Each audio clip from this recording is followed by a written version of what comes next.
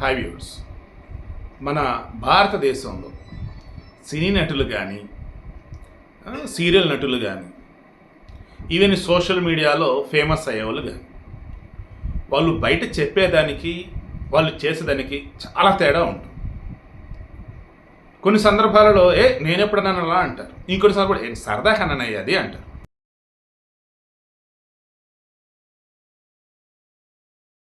మరికొన్ని సందర్భాల్లో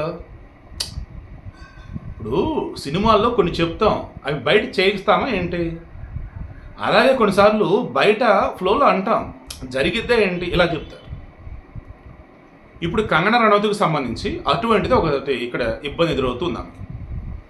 కంగనా రనౌత్ గతంలో ఒక మాట అంది, నేను రాజకీయాల్లోకి వస్తా, పోటీ చేస్తా, కానీ నా సొంత రాష్ట్రం హిమాచల్ ప్రదేశ్ కదా, నా జన్మస్థలం ఉన్నటువంటిది ఏరియా వచ్చేసి మండి నియోజకవర్గం పరిధిలోకి వచ్చింది కదా, కానీ అక్కడి నుంచి పోటీ చేయను. ఎందుకంటే హిమాచల్ ప్రదేశ్లో జనాభా తక్కువ, క్రైములు ఉండు, అండ్ సమస్యలు ప్రాబ్లమ్స్ అటువంటి అంతే ఉండు, కూలిగా వెళ్ళిపోతా ఉండేది అంతే. అక్కడ అటువంటి చోట నేనుండి ఏం చేయాలి? నేను ఎక్కడ ఉండాలి? ఎక్కడి నుంచి పోటీ చేయాలి?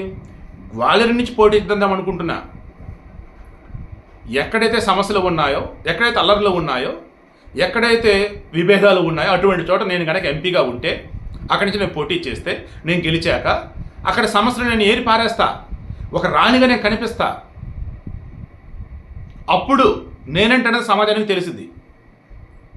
అది కదా నాకు కావాల్సింది, అటువంటి చోట కదా నేను పోటీ చేయాల్సింది అని చెప్పేసాను. మొన్న 4వ విడత 5వ విడతలో 111 స్థానాలకు గాను బీజేపీ వాళ్ళు ఒక లిస్ట్ ఇచ్చారు. అందులో ఈమె and Arun Goyal some person, Ramayana serial బాగా ఫేమస్, అందులో రాముడి క్యారెక్టర్ ఆయనేమో మీరట్ నుంచి కంటెస్ట్ చేస్తున్నారు బీజేపీ తరఫునే. ఈమె వచ్చేసేమో హిమాచల్ ప్రదేశ్లో మండి ఆ లోక్సభ సభ్యులోనే ఈమె యొక్క జన్మస్థలం, దట్ మీన్స్ పుట్టినూరు కూడా ఉందట.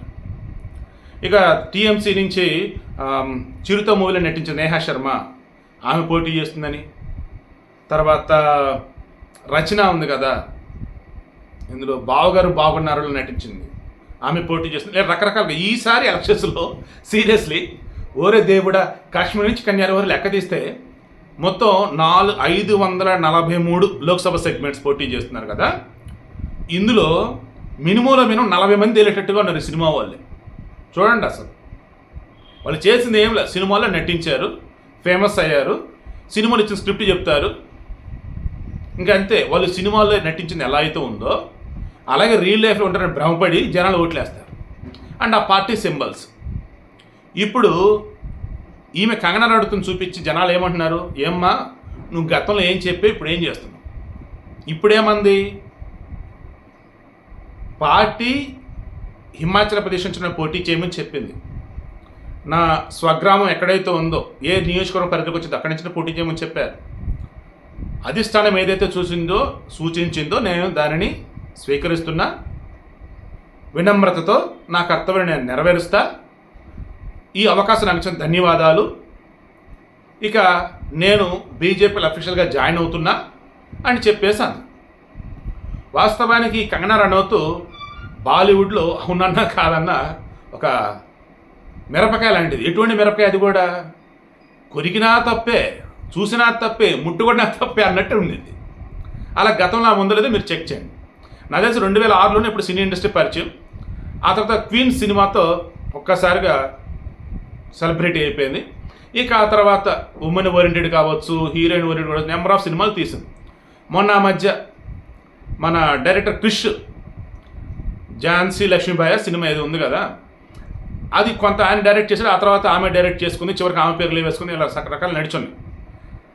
ఈ వేలో ఆ సినిమా కానీ ఆ తర్వాత మరికొన్ని సినిమాల్లో కానీ లాభాలు రాకపోయినా ఆమె చెప్పదలుచుకున్నది ఏంటి, ఈ దేశానికి బెస్ట్ అంటే బీజేపీ అన్నట్టు, ఈ దేశంలో ప్రజలంతా సుఖ సంతోషాలతో ఉండాలంటే కాషా జెండా ఎగరాలన్నట్టు, హిందీజమే ఈ భారతదేశానికి రక్ష అన్నట్టు ఆ వేలో పలు సందర్భాల్లో కూడా బీజేపీకి సంబంధించి మద్దతు ఇవ్వటం కావచ్చు, పలు సందర్భాల్లో మోడీ చేసినటువంటివి గొప్ప అని చెప్పడం కావచ్చు, పాకిస్తాన్ కానీ విపక్షాలు ఏదైనా చేసినప్పుడు వాటి సంబంధించి ఖండించడం కావచ్చు, ఇలా ఎన్నో సందర్భాలలో ఈమె సినిమాలో నటిస్తే ఇంకెందుకు ఇవన్నీ అనిపించుకున్న రోజులు కూడా ఉన్నాయి. కానీ అందరికి అర్థమైపోయింది ఏదో ఒక రోజు ఈమె రాజకీయాల్లోకి వచ్చింది, పోటీ చేస్తుంది, అది ఈ 2024 అని చెప్పేసి అంత అనుకున్నారు. నేను నా క్యాటలిస్ట్ ఎస్పీ ఛానల్ కూడా క్లియర్గా ఇదే చెప్పాను. మొన్న మధ్య మంది పోటీ చేస్తే ఇప్పుడే పోటీ చేయాలి, ఇదే నాకు సరైన సమయం అని క్లియర్గా చెప్పింది ఆమె. నేను సినిమాలో నటిస్తూ ఉన్నా, ఏదో ఒక రోజు రాజకీయాల్లోకి వస్తా, ఆ వచ్చేది ఇప్పుడే, ఇప్పుడు కాకపోతే ఇంక తర్వాత అయ్యేది కాదు, నేను ఇప్పుడే ఎంటర్ అవుతా రాజకీయాలు అని చెప్పింది. అప్పుడే మనం మాట్లాడుకున్నాం.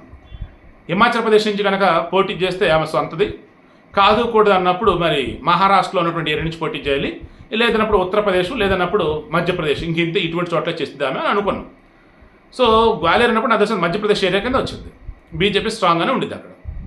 బట్ ఆమె సొంతది ఎక్కడైతే ఉందో హిమాచల్ ప్రదేశ్లో పోటీ చేయమని చెప్పారు. ఇప్పుడు జనాలు అదే అంటున్నారు, ఏమ్మా నువ్వు గతంలో ఏం చెప్పి ఇప్పుడు ఏం చేస్తున్నావు, మీ సినిమా వాళ్ళంతా ఇంతేనా, ఎప్పుడు చూసినా యూటర్న్లేనా, అప్పుడు ఒక మాట ఇప్పుడు ఒక మాట ఇంతేనా, రాజకీయాల్లోకి రాకముందే నువ్వు ఇలా ఉన్నావే, ఇక రాజకీయాల్లోకి వెళ్తే అమ్ముడు నిన్ను తట్టుకోగలమా ఏంటి అని చెప్పేసి ఒకటే ట్రోలింగ్ మీద ట్రోలింగ్. ఆమె జస్ట్ ఇలా అనుకునేది, ఆమె పని ఆమె చేసేసుకునేది. సో నేను చెప్పేది మీకు అర్థమైందా, రాజకీయ నాయకులే ముందు ఒక మాట తర్వాత ఒక మాట, సినిమా వాళ్ళు దానికి అతీతం కాదు, ఇది గుర్తుపెట్టుకోండి.